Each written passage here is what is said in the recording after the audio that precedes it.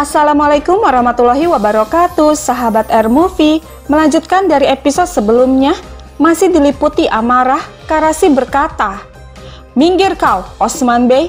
Jika itu darahmu yang tertumpah, apakah kamu akan berhenti?" Dan Osman menjawab, "Ya, aku akan berhenti. Aku akan berhenti. Lebih banyak darah akan tertumpah jika kau bergerak sebelum menemukan kebenaran." Mendengar ini membuat Karasi terdiam dan mencoba untuk menahan amarahnya. Kemudian Osman berkata, "Karasi Bey, aku tahu kamu kesakitan. Aku memahamimu, tapi kamu akan berhenti."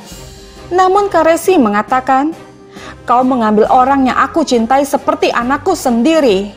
Seketika Bayindir datang seraya berkata, "Beim, tunggu Beim. Kita harus bersatu di hari-hari yang buruk." Kemudian Karasi berkata, "Kamu berbicara tentang kebenaran.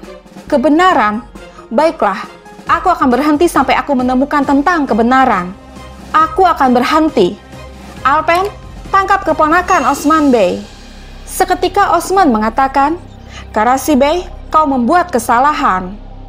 Lalu Karasi berkata, "Orang-orang telah membuat banyak kesalahan. Tidak bisakah aku membuat kesalahan lagi? Siapa yang menghitung? Aku menyelamatkan hidupnya. Aku mengendalikan amarahku. Aku tidak membunuh Aktemur, tetapi menangkapnya. Jangan minta lebih, Osman Bey." Namun Osman mengatakan, "Karasi Bey, aku memberitahumu bahwa aku bersumpah demi keponakanku. Tetapi kau masih ingin menangkapnya? Jangan tertipu oleh permainan mereka. Lihat, mereka melakukan ini untuk merusak persatuan kita.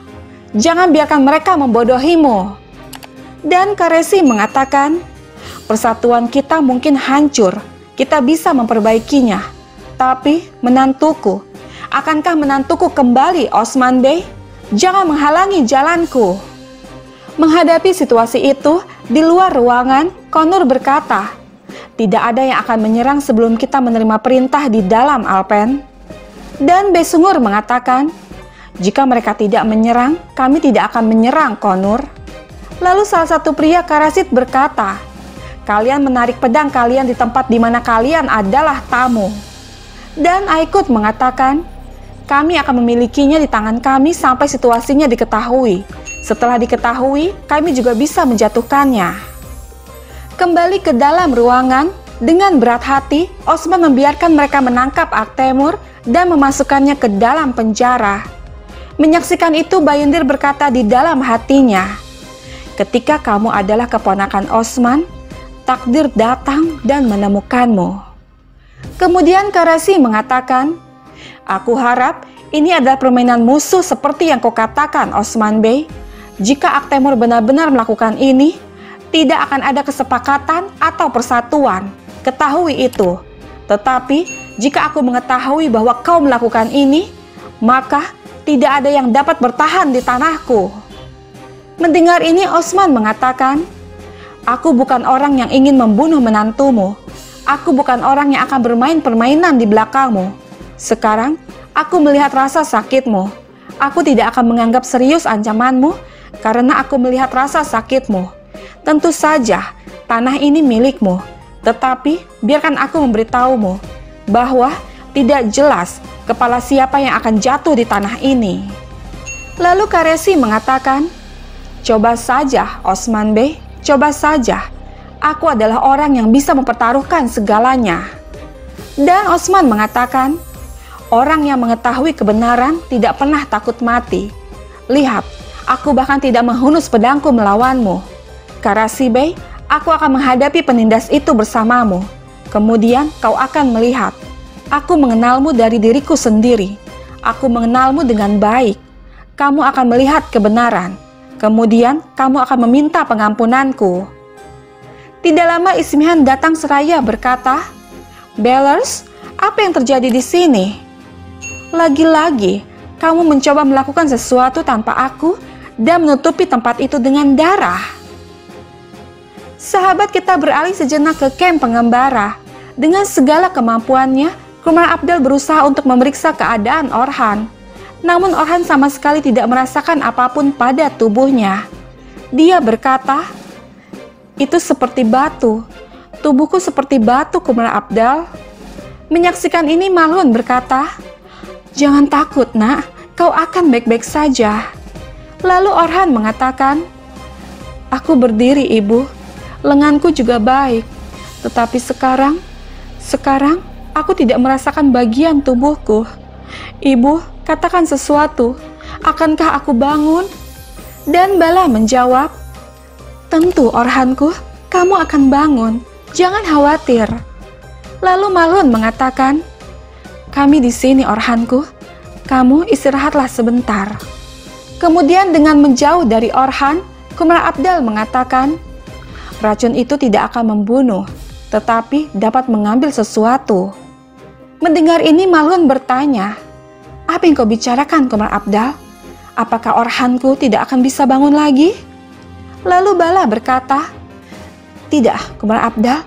Apakah ini tidak ada obatnya?" Lalu Malhun bertanya lagi, "Apakah kamu tidak bisa melakukan apa-apa? Beritahu aku." Namun Kumail Abdal hanya terdiam. Kemudian Orhan berkata pada dirinya sendiri, "Aku akan membangun tentara. Aku akan melanjutkan dakwah ayahku. Tanah mana yang akan aku ambil dengan kaki ini yang tidak bisa aku rasakan? Penindas mana yang harus kuhunus pedangku dengan lengan yang tidak bisa aku rasakan ini? Aku mati. Sekarang aku sudah mati." Mendengar ini Aladin menghampiri kakaknya seraya berkata, "Tidak, kakak, kamu akan hidup. Jika kamu tidak bisa merasakan tanganmu, aku akan menjadi tanganmu. Dan jika kamu tidak bisa merasakan kakimu, aku akan menjadi kakimu. Tapi kamu akan hidup." Kemudian dengan menahan kesedihan, Aladin memeluk Orhan dengan penuh kasih sayang. Sahabat kita kembali ke Karasid. Ismihan berkata, "Karasi Bey, aku sudah lama mengenal Osman Bey. Dia pemberontak, dia keras kepala, tapi dia tidak akan melakukan hal seperti itu sebagai tamu." Lalu Karasi mengatakan, "Dia tidak melakukannya, Fede Sultan. Keponakannya, Aktemur bertengkar dengan menantuku, Uslu, dan kemudian malam hari, seketika Ismihan mengatakan, dia tidak melakukannya. Aku tahu pengkhianat yang melakukan ini. Dia ingin membagi kamu dan kita dengan tipuan kotor. Pengkhianat yang menyelinap ke kita ada di sini sekarang." Lalu Osman bertanya, "Siapa itu, Fede Sultan?" Dan Ismihan menjawab, "Pengkhianat itu adalah seorang bajingan yang mencoba menjadi pemburu, meskipun dia bahkan tidak layak untuk diburu." Kemudian Afci berkata, "Tunjukkan belas kasihanmu, Fede Sultan." Seketika Caleli melumpuhkan Afci sebagai tahanan. Menyaksikan ini Osman berkata, "Beritahu kami buktimu." Namun Karasi mengatakan, "Itu membebaskanmu dan keponakanmu. Mengapa kamu meminta bukti, Osman Bey?" Dan Osman menjawab, "Kami tidak ingin dibebaskan. Kami menginginkan kebenaran. Sekarang beritahu aku, apa hubungan Afci dengan darah yang tumpah di mansion ini?" Dan Ismihan mengatakan, "Osman Bey, jika kau meminta bukti, tentu aku akan membuktikannya." Kemudian Ismihan memerintahkan Caleli untuk mengambil sesuatu dari kantong pakaian Afci. Lalu berkata, "Jika kamu ingin melihat buktinya, lihatlah mayatnya." Kemudian Boran memeriksa tubuh pengkhianat tersebut dan menemukan secari kertas dengan simbol yang sama seperti yang dimiliki oleh Afci, yang ternyata itu adalah stempel Mongol. Mengetahui itu membuat Karesi sangat kesal dengan berkata, "Kau bekerja sama dengan bajingan dan membunuh keponakanku, kau akan mati seperti anjing." Namun Ismihan mengatakan, "Jaga sikapmu, Karesi Bey. Dia adalah pengkhianatku dan itu adalah keadilanku. Dia akan mati seperti anjing, jangan khawatir." Lalu Osman mengatakan, "Kalau begitu, dia akan dimintai keterangan." Seketika Ismihan mengatakan, "Jika kita perlu menanyai bajingan yang telah bersamaku selama bertahun-tahun, akulah yang akan menanyainya." Namun di hadapan mereka, Afci mengakhiri dirinya sendiri dengan meminum sebotol racun. Kemudian Caleli berkata, Dia sudah mati, Sultanku. Lalu Ismihan mengatakan, "Jangan khawatir, selama aku di sini, keadilan juga ada di sini. Semoga ini menjadi ketidakpercayaan terakhirmu padaku, Karasi Bey. Aku akan menjadi orang yang menyakitimu lain kali. Laksanakan pemakamanmu dan ambil mayat ini. Ayo pergi, kita memiliki hal penting untuk dibicarakan." Kemudian mereka pun pergi meninggalkan ruangan. Melihat jenazah Apci membuat Konur dan yang lainnya kaget. Kemudian Besungur bertanya kepada Boran, "Saudara, apa yang terjadi di sini?" Dan Boran menjawab, "Kita tidak punya banyak waktu untuk bertanya. Kita sedang terburu-buru. Kamu akan mengikuti Apci bersama Aikurt." Lalu Aikurt mengatakan, "Yang mati hanya bisa pergi ke kuburan, saudara." Namun Boran berkata, "Ikuti saja dia. Sepertinya BM-ku mencurigai sesuatu." Lalu Aikurt mengatakan, "Evalah, jika ada sesuatu di balik itu, kami akan mencari tahu. Ayo, saudara." Kemudian mereka pun pergi untuk menjalankan tugas. Beberapa saat kemudian, di ruangan lain, masih diliputi amarah, Karasi berkata, "Apakah Naiman cukup kuat untuk membunuh menantuku di rumahku sendiri?" Dan Ismihan menjawab, "Dia cukup kuat untuk membeli pembantu yang disimpan Ibu Sultan Aladin selama bertahun-tahun. Jadi, masalah ini lebih besar dari almarhum Uslubey. Jika kita tidak bersatu dan melawan yang kejam, ribuan orang akan mati. Benar kan, Osman Bey?" Dan Osman mengatakan, "Itu sebabnya kami di sini. Aku setuju dengan Karasi Bey. Chandar Bey mendukung kami." Lalu Ismihan berkata, "Pemilik pasukan terhebat di tanah ini, Yakub Bey, penguasa Germian, dia mendukungku. Dengan demikian, kalian akan berdiri di belakangku. Karasi Bey, Osman Bey, ini tidak akan mudah bagimu." Kemudian Karasi mengatakan, "Osman Bey berusaha keras untuk meyakinkanku dan Chandar Bey. Dia memberiku beberapa propertinya. Aku tidak berpikir dia akan..." Seketika Osman mengatakan, "Tidak, kami tidak mendengarkan nafsu kami. Ketika kami dalam masalah, kami tidak pernah membahas tentang menjadi seorang pemimpin dan menimbulkan konflik. Jadi, Germianit, Yakub Bey yang mengatakan akan menyelesaikan ini dengan emas, menerima bergabung dengan Gaza. Kalau begitu, kami akan mendukung Fede Sultan." Mendengar ini Ismihan bertanya, "Bisakah aku percaya ketulusanmu?" Dan Osman menjawab, "Fede Sultan, Naiman datang ke tanah kami dengan 40.000 tentara. Tidak ada Bey yang ingin bergabung dalam perang. Aku mengundang mereka ke Gaza. Tetapi sekarang, aku dapat melihat bahwa para Bey menerimanya.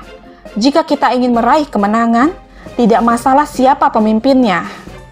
Menyaksikan ini Bayendir berkata, "Kau mengejutkan kami, Osman Bey." Dan Osman menjawab, "Yang akan terkejut adalah Naiman, yang akan kalah setelah perang." Kemudian Ismihan berkata, "Kalau begitu, kalian diundang ke Dewan Perang yang akan aku tetapkan di Yenisehir. Kita akan berbicara tentang tentara yang akan kita dirikan dan gerakan kita." Lalu Karesi berkata, "Kami akan berada di sana, Fede Sultan." Dan Osman mengatakan, "Aku selalu siap untuk mengalahkan musuh kami." Sementara itu, Boran menghampiri Aktemur di ruang penjara seraya berkata, "Sekarang kau bebas seperti yang pantas kau dapatkan, Aktemur Bey." Dan Aktemur mengatakan, "Evalah, Boran, keadilan ditegakkan sepanjang waktu." Kemudian mereka pun pergi dari sana.